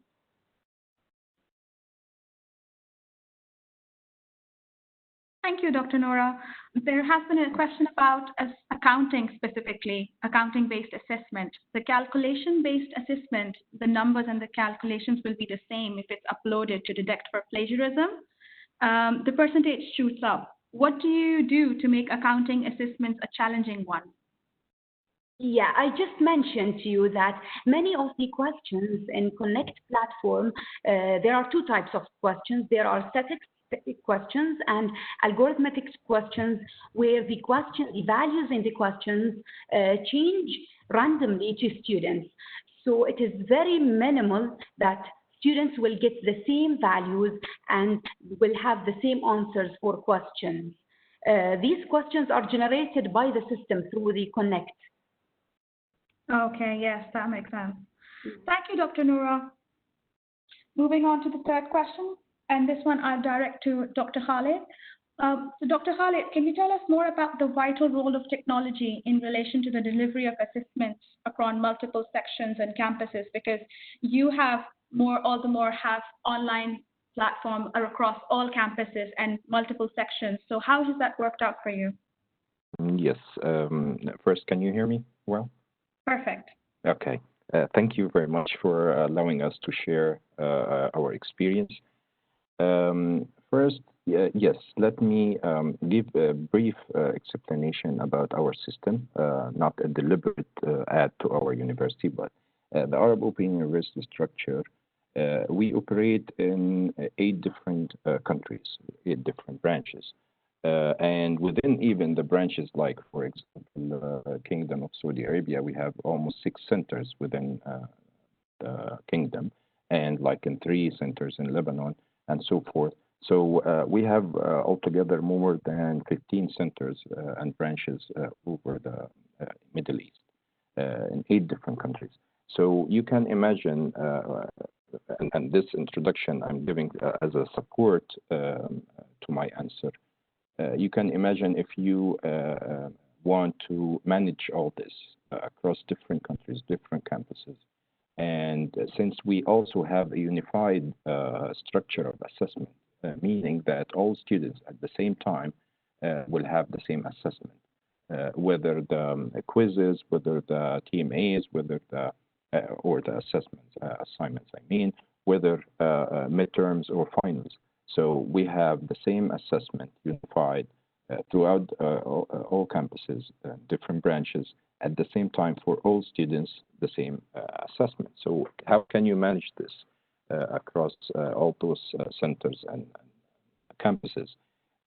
Here comes the pressure of you have to manage this from a central location. At the same time, there is a pressure because of the magnitude of the number of students, the dispersed locations. So here comes the McGraw Hill, where the Connect platform that we use. And let me say this, that AOU started 2003 with the blended learning approach, which was very new in the Middle East, combining both styles or approaches together, the face-to-face and online. 3 years ago, we started the partnership with McGraw Hill, using the platform so we can manage this, release the pressure of the centralization, and give us the flexibility so we can really adopt this approach and really implement it. There is an integration, as you said, and my colleagues said before, there's a great integration between the platform, the Connect platform, and our LMS, which is proved really beneficial.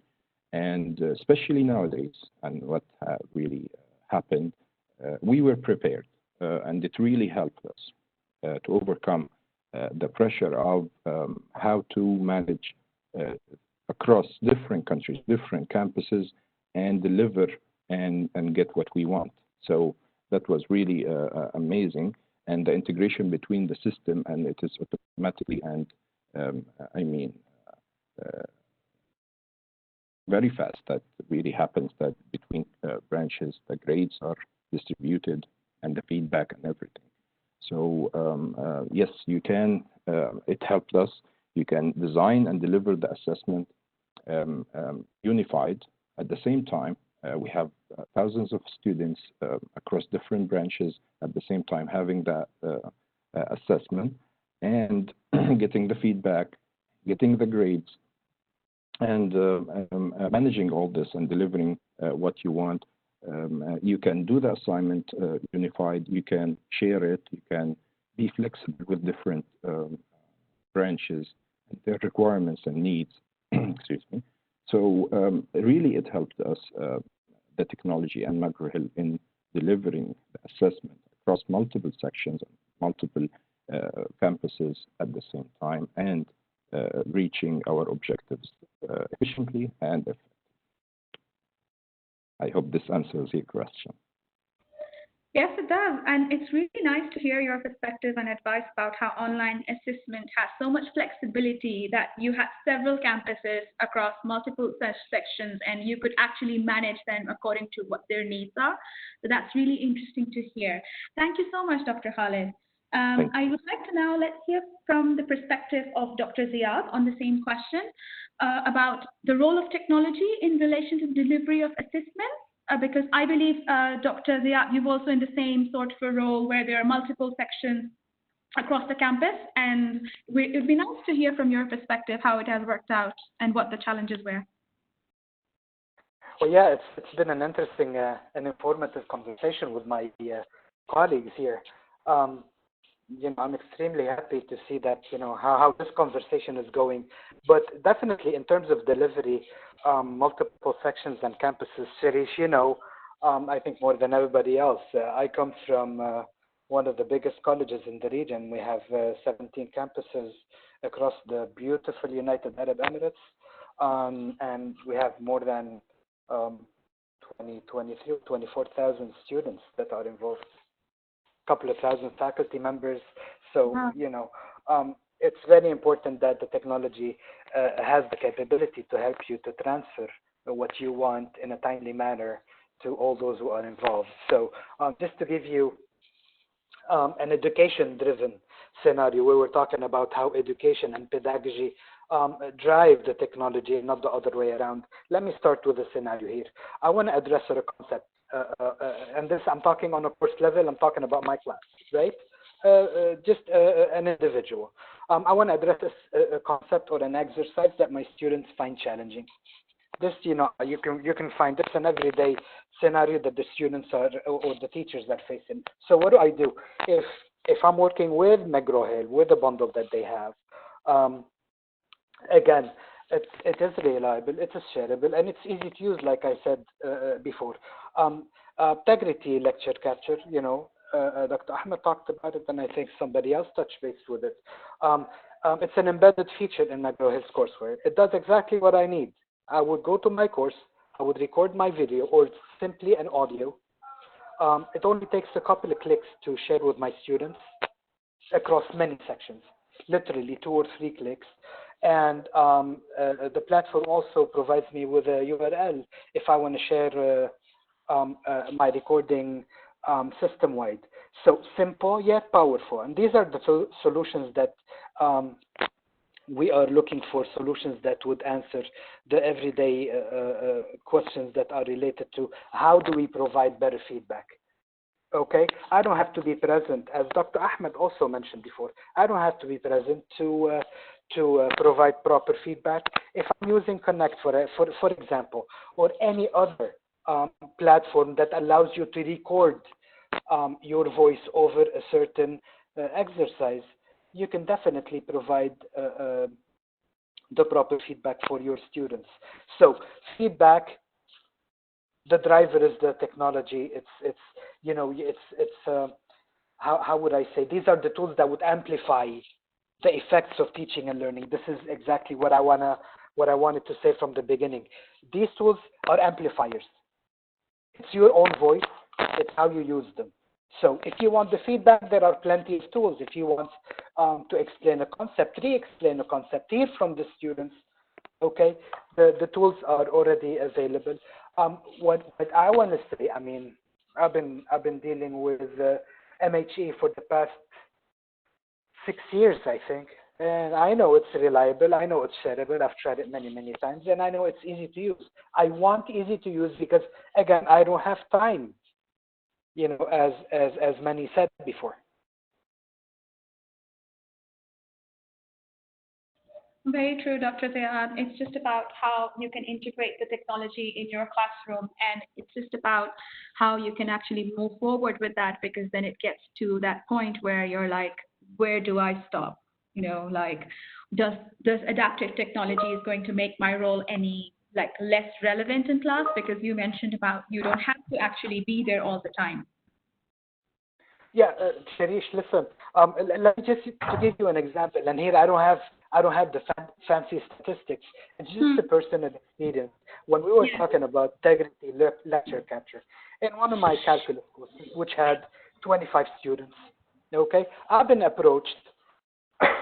Excuse me. I've been approached by one of the students. He said, "Look, Ziad, I don't understand this concept. I need more exercises." And I went ahead and I put on a video, something very simple, okay? Something very simple. I put on a video, I shared it with everybody, and with this class of 25 students, that video, by the end of the term, had 60 hits. Well, 60-something hits. What I'm saying is that it doesn't have to be fancy. You don't have to be 100% prepared. It's something that you can do on the go, but it will have a tremendous effect when you're teaching online. Okay, transferability and then shareability, and then you can do this day on and day off. Absolutely, that makes so much sense, and I hope that's very clear for our audience as well. Does anyone in the panelists wants to offer anything on any opinion on this, or should we move on to our last question? Yes, I do. Yeah, sure.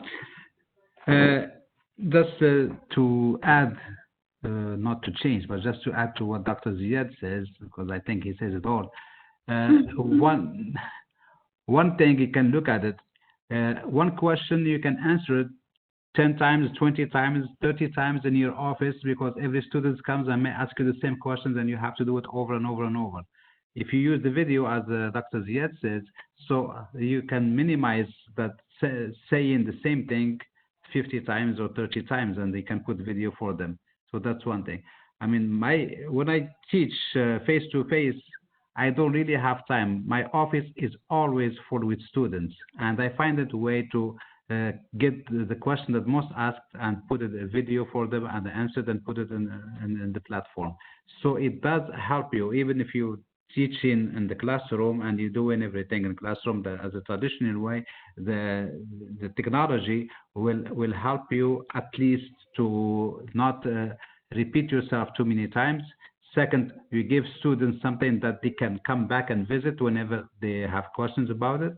And third, you give a feedback. It's the feedback that you give the students. It's turning. It's continuous for the whole semester. It's not just statics. So it's dynamic. It keeps going the whole semester. You gave them feedback for the students that they did the problem. For students, even the students they haven't done the problem yet. They already saw it. They have an idea about it. So you're helping students even before they start the reading material or anything like that. Okay. Very good. Great. That's a great point, actually, because students will keep asking you the questions again and again, almost. And, that's how it is. And when you have it online as a recorded lecture, they can actually go back and revisit and sort of save your time as well. Okay, I'm not going to waste dwell any time on this one now. We'll move on to our last question for this panel, which is directed to, Dr. Noura. Dr. Noura, can you elaborate on how grading has conducted prior to the introduction of technology and how automation has impacted this? First of all, Serge, I think there is a confusion because the question that you directed to Dr. Noura was my question, but I can answer Dr. Noura's question now. Okay.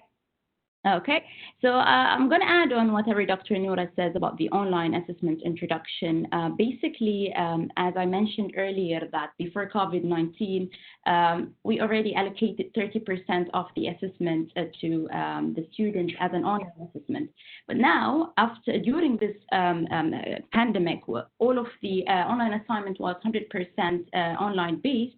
And we've used different assessment tools, quizzes, case study, assignments, and we started to introduce this kind of online assessment in a way that we don't want to overload the student with it.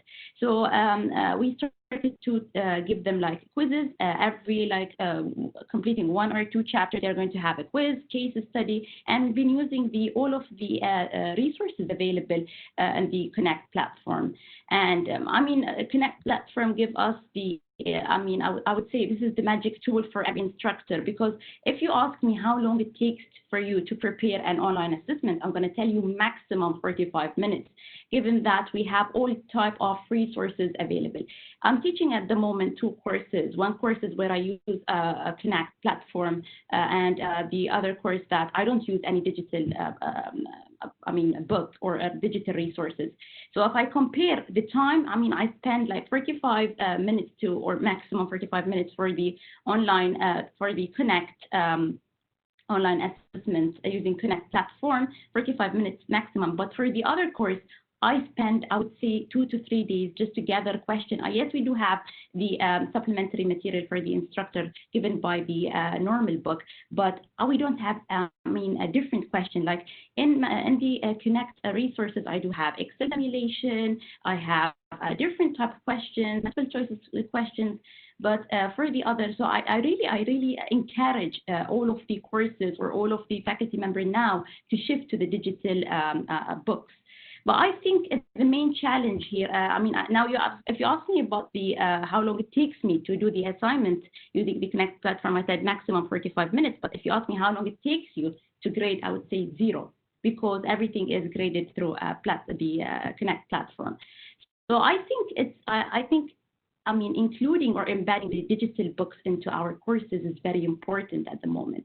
It will save time. It will give you a wide range of resources to create your quizzes and online assessments. You can, still test the students in differently, course-intended learning outcomes using those platforms. But I think the main challenge that we might face in the future is how we can maintain and sustain the continuity of the use of the digital book.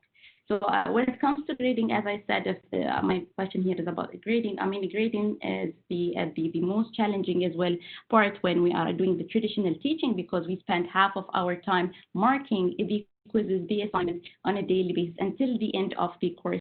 But now everything is systemized, so it takes zero time to grade any of those assignments. Yeah. Thank you so much, Dr. Noura. And Dr. Hissa, if there's anything you'd like to add on this? Just to let you know, I'm Dr. Hassan. I just elaborate on this question. Sorry, it's really confusing for me now. They're both from University of Bahrain, and I'm getting a bit, I'm really sorry, trying to switch places between.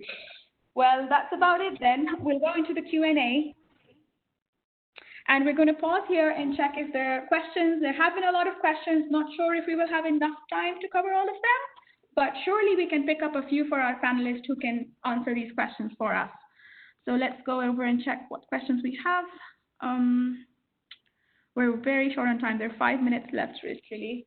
So thank you so much for joining us as well. I'm just going to quickly go over a few questions that we can pick up. A lot of these have already been answered through our panelists, so thank you so much for that. There might be a few that we can have, which is the question is about. I saw a question that was, particularly appealing. They were talking about the use of open courseware, and this is something very, very popular and very important. Yeah, not to underestimate what we have as open courseware, but I think my Connect course, if I want to talk about Connect specifically, and Connect is one of my babies. If I want to talk about my Connect, probably it's one of the platforms that will allow you to add anything you want. I'm talking about a PDF on your course, or a Word document, or a PowerPoint, or add a certain URL so that your students can use it to go to somewhere else. And I think this is something that should be taken into consideration. I know that McGraw Hill did a lot of work on getting everybody to work together to offer seamless integration. And I think, despite the circumstances, they're on the right track. But if you have some resources from other parties, or just open resources or URLs, you can definitely include them in your Connect course. And I think this is something that should be also highlighted, because it enriches the students' learning experience. Yes, very good point. Thank you, Dr. Ziad, for sharing this with everyone. I'm sure it will be useful for all the other attendees who are attending. We've got a question from Haifa. Haifa says, what are the challenges faced with online assessment, and how did you overcome them? Can any of the panelists pick this up? Because I'm sure we've talked about online assessment, but what were the challenges? Can I answer this question? Yes, please. Yes, because we in the British University in Egypt, we have already 34 online exams, because our Supreme Council takes decisions that we make the final assessment either project or online exam, and we have some modules that we cannot use the project in, like accounting and investments and mathematics, statistics. So we took the decision to use our digital technology platform to conduct our online exam. We have 34 online exams, 22 of them we done it on Connect. Okay, so we have of course we have learned by doing, because it was the first time to use this platform as an online exam. The first challenge, how to make the students not to cheat in the exam. Okay, this is the first challenge. So how we do it, the system the first thing is by limiting the time of the exam. For example, when the student logged to the exam, we have 75 minutes counted where the student has to submit the exam. If he didn't submit on time, the system will close the exam and submit it automatic. So by the limited time. Number two, by pooling When we create the online exam, we start to make pooling, which means that every student will have different questions than the other students, and with the same difficulty. Yani this doesn't mean that someone will have difficulty in exam and the other will have easy exam. No, they will have the same level. However, they have different versions of the exam. So at the beginning, the limited time of the exam, the timer. The second one is pooling. Number 3 is the questions based on algorithm. Even if we used questions, it was based on algorithm, which means that every student will have, this, for example, the same problem, but with different numbers and with different results. So this reduces cheating as much as possible. This is the first thing. The second thing is the professors themselves. This is the second challenge, because the type of online exam is different totally from traditional exams. And of course, we suffer because some module leaders, when they put the online exam like the traditional exam, yes, we have exaggerated A and high cheating. Why? Because they put theoretical questions. So the student opened the copy and paste and put it as an answer. No, the online exam has different way of designing. So we start to take action by putting in the staff development how to design effective online exam, because it has different nature. The third challenge, we were very afraid from the experience. What will happen if the student said that I cannot log to the exam, I have problem in logging? Sometimes the student may pretend that he has problem and say that I cannot have my exam. So in order to solve this question, because we don't have proctoring service or something like this, we opened a Zoom session. During this Zoom session, we sent to the student, if you have any problem in logging to your exam, log on to this Zoom session, share your screen, and show me your problem. And I will help you to solve it and start your exam. If you didn't show up in this Zoom session, you will consider as not attending the exam at all. So this reduces the opportunity of any student to pretend that he has problem. We actually have few students who logged to Zoom session, and it was different problems not related to the system itself. Like, for example, a student whose clock is not correct, or his region is not Cairo, for example. So the exam will not open. So by looking to his PC through sharing his screen, we said, no, you have to adjust your region to be Egypt and your and time to be Cairo time. And every time we have a student with certain issue, we record this in a file. And this file, at the end, we have sent it to all students as a guideline. Before you log to the exam, you have to have your laptop, you have to have Wi-Fi and mobile hotspot. In case the Wi-Fi is disconnected, you have to adjust your region, your Cairo setting, and to turn off the summertime in a document as a guide to the student, so that we reduce any problem during the exam. And it was really successful, more than that we imagined. So I hope that I answered your question. Thank you, Dr. Wafa. That's very interesting perspective to hear about how you've done it in your DOU and how it has impacted. So thank you so much for sharing your experience with us. And then I guess we're at time now. We have a lot of questions more, but thank you so much for all the panelists for joining us. And this was really helpful for us to know. And then I'm just going to pass on quickly to Giza so that we can do the closing. And thank you. Thank you very much, Serish, and thank you to the second set of panelists for a great session. Lots of really good content, great advice, which I hope most of you are able to take away into your day-to-day teaching and challenges, and some really good comments around in the chat to really summarize. I think it was Philip who mentioned that, we shouldn't be defined by the technology. It's more about the pedagogy and the course design. And I really wanted to really reiterate that at the end, because that is literally what our business is. It's all about education and making sure that we design great courses, and course design is still a very big part of that. And you as teachers play really vital roles. So very good point, Philip. And I've read really other good things in there as well. So thank you. And firstly, I wanted to thank Dr. Hatem for the opportunity to bring this discussion together. So thank you very much for the opportunity to have us speak as a group today. We really appreciate it. Thank you very much to all the amazing panelists. I don't want to miss any of you. So thank you, Dr. Ahmed, for your participation, Dr. Hessa, Dr. Nora, Dr. Wafa, Dr. Ziad, and Dr. Khalid. Thank you very much for all your participation in the panel sessions. Your perspectives are really very much appreciated. And I guess in terms of where we are right now, obviously COVID-19 has meant that a lot has had to change in education, and we've also had to deliver this event in this format to you, which I hope has still been just as valuable as it would have been in person. Obviously, we are here to support you throughout that journey, throughout all the challenges that you're going to face and continue to face, as we're equally driven to make sure that we're providing that best learning experience for students. So please don't hesitate to reach our team. We are here for you. And of course, our wonderful panelists, I'm sure, are more than happy to provide help and guidance and reassurance throughout that journey with you.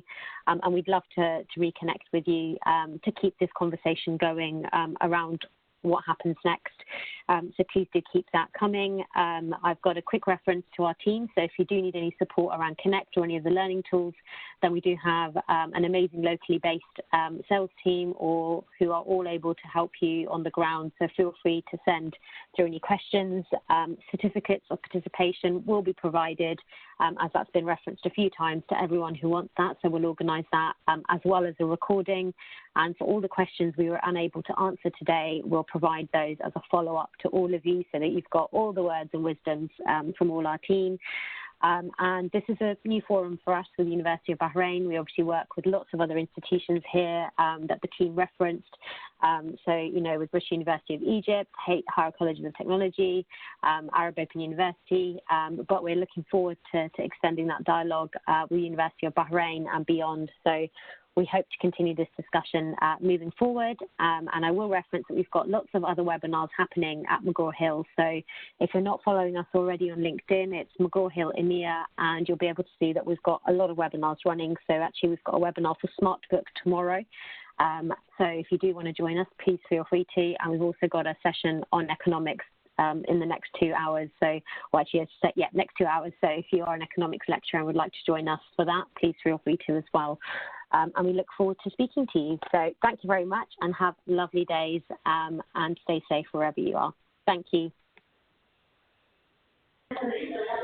Thank you and have a good day. Thank you, guys. Thank you, Gita. Thank you, everyone. Thank you. Thank you, everyone. Thank you.